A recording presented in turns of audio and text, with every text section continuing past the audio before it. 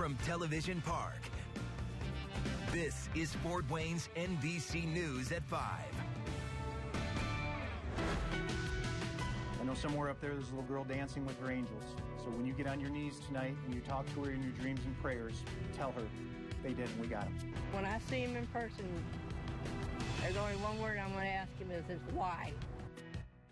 As we continue to learn more in a murder mystery that's baffled our nation for 30 years, Janet Tinsley, the mother of the late April Tinsley, is speaking out for the first time since the recent arrest of John D. Miller in connection with that case. It is an interview you'll only hear right here on Fort Wayne's NBC News as April Tinsley's mom reflects tonight on the justice she's longed for. Good evening. I'm Linda Jackson. And I'm Tom Powell. We're glad you're here tonight for Fort Wayne's NBC News at 5. Fort Wayne's NBC reporter Kristen Casper begins our team coverage live in studio with that exclusive TV interview. Kristen?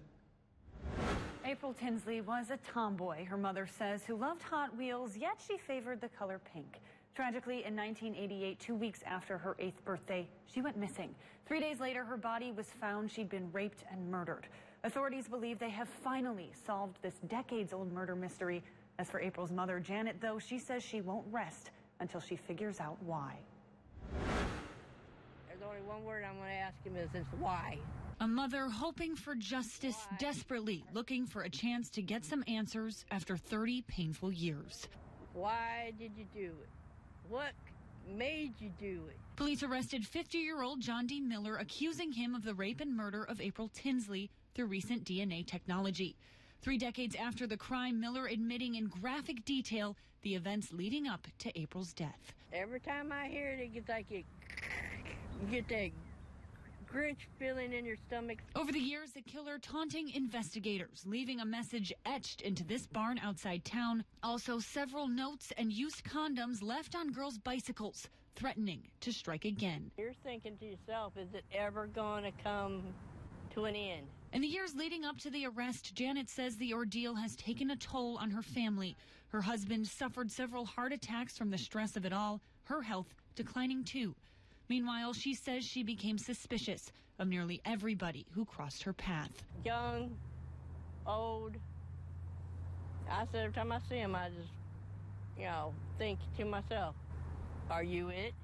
Are you him? There were even times, she admits, she gave up hope. You're going to go to your grave knowing that he's still out there. And now that she knows, she says she's stunned and hopes if he is the one, he pays the price in court. Now, when Janet looked at Miller's photo for the first time, she says he looked cold to her, like a person who lacked compassion and had no feelings. She says there was nothing in his eyes. Right. Kristen, thank you. Today, a day to say thank you to the law enforcement agencies that helped get this arrest in the Tinsley case. Fort Wayne's NBC reporter Jeff Newmeyer continues our team coverage now, and he says things became emotional during a news conference late this morning, including for investigators who retired, never knowing if this case would be solved. The abduction and death of 8-year-old April Tinsley that finally culminated in an arrest on Sunday has haunted this community for over 30 years. Allen County's prosecutor, who shoulders the burden of trying to win a conviction in this case, commanded the podium at the Rousseau Center for what amounted to a shout-out to local and state police, the FBI, and other agencies that worked 30-plus years in the painstaking pursuit of Tinsley's killer. And this investigation illustrates the dogged determination of the investigators who never wavered, never gave up. I was head of the sex crimes division, so I was part of all this when it happened. Richards admits the news that finally somebody was in custody for April Tinsley's killing impacted her to her core. If you don't have emotion for the abduction and the murder of an 8-year-old, then you don't belong in this business. Here in 2018, with a suspect charged and in jail, it's easier for investigators to put a positive spin on how this has all come together. But let's not forget, for the longest time, there was no way to know whether we'd ever see this day. Gary Grant, who worked the case at the time, daydreamed about this kind of breakthrough. I was hoping it'd come while I was still alive, but I figured someday it would come. The technology's grown so much with this DNA. Danny Jackson was at the scene where April's body was found in a DeKalb County ditch. You don't forget.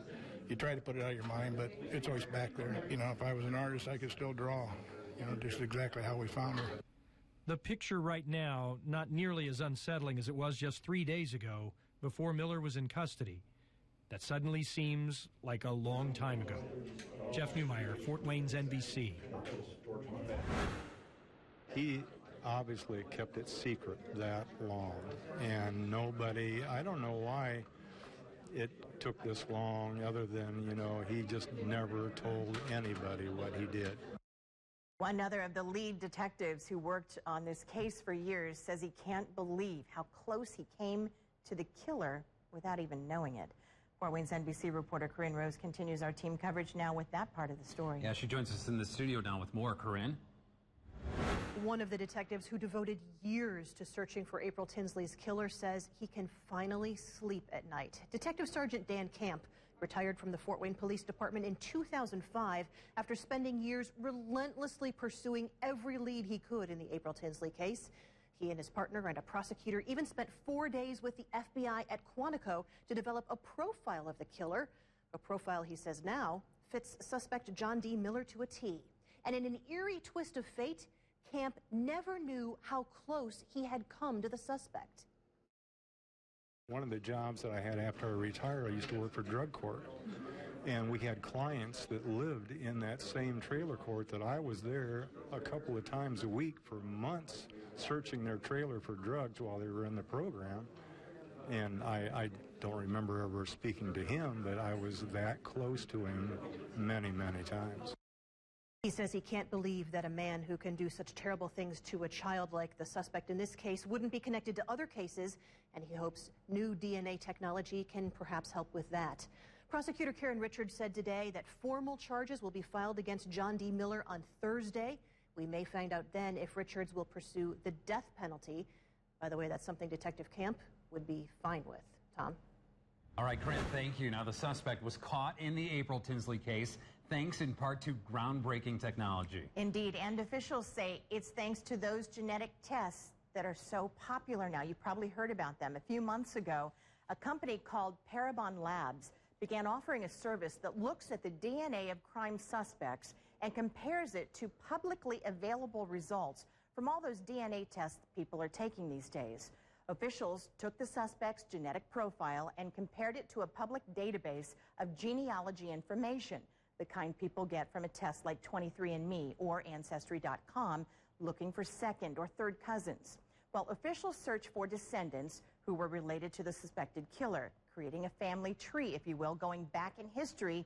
Then they built it forward to find the right present-day branch, narrowing it down to two brothers, one of them, John D. Miller, that man right there, a Polaroid from the late 1980s.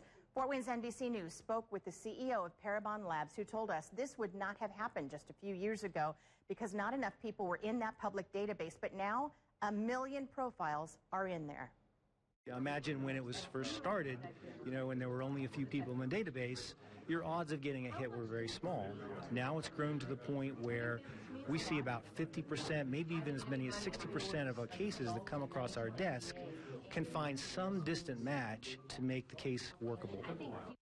Well, besides the Tinsley case, Parabon Labs has recently helped identify 4 other suspected killers in 3 states, and they're currently working on 40 other cases across the U.S. and Canada. Well, the president and CEO of the National Center for Missing and Exploited Children also at today's news conference. Yeah, officials say the center has been working on this case from the beginning, with analysts following up on every detail leading up to Sunday's arrest. Tinsley's case was even featured on the John Walsh program, America's Most Wanted.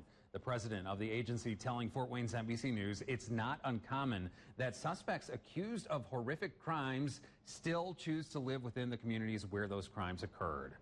In fact, sometimes it's the person that's hiding in plain sight, we say, and this is probably the case here, right? This gentleman was living in the community all these years, apparently didn't move, was in transit, was walking, talking, working in the community. And we do find that that's sometimes the case. Right there this whole time. Clark went on to say in all of his years in law enforcement, the most gratifying is that getting that call in the middle of the night, knowing that a suspect has been taken off the streets and the community is safe again. Now, the arrest in the Tinsley case here in the Fort is raising hopes about 90 miles away in Delphi, Indiana. not only for the families of Abby Williams and Libby German, but also for police looking for the girl's killer. Here's Rich Van Wyk from WTHR, sister station in Indianapolis, with more on that part of the story. The families of Libby and Abby hope the same dogged detective work and modern DNA science that put a suspected killer in jail in Fort Wayne will do the same here in Delphi. 17 months just feels like an eternity. An arrest in a decades-old murder case has Abby's mom, Anna, more hopeful and asking more questions. What will it take? The right person, the right thing, the right DNA. 5 county, state, and federal investigators are looking for Abby Williams and Libby German's killer. Solving the Fort Wayne case encourages Libby's older sister, Kelsey. I think law enforcement is awesome, and I think they are so intelligent, and they just keep trying, and they never give up. Kelsey is determined to help. She's taking to Twitter and telling the girl's story to younger kids who typically don't read newspapers or watch newscasts. I hope to get the right lead to catch my sister's killer. The families and their supporters are building a softball park and entertainment center as a permanent tribute to the girls.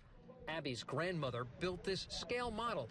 It will go on special events where they hand out wanted posters and publicize the unsolved murders. And to visually see it in 3D in Legos is something fun for the kids. Who may pull their parents along.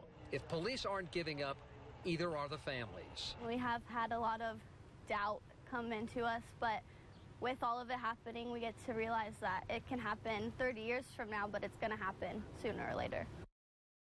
Wow.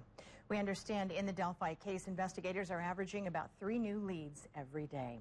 And stay with Fort Wayne's NBC News for the very latest on the April Tinsley case, on air, on social media, and at fortwaynesnbc.com. All right, still to come here on Fort Wayne's NBC News at 5. We're going to check in with Chris to find out if there's any rain in the forecast. And an unusual rescue. Find out what Fort Wayne firefighters rescued from a tree. That and more coming up here on the News at 5.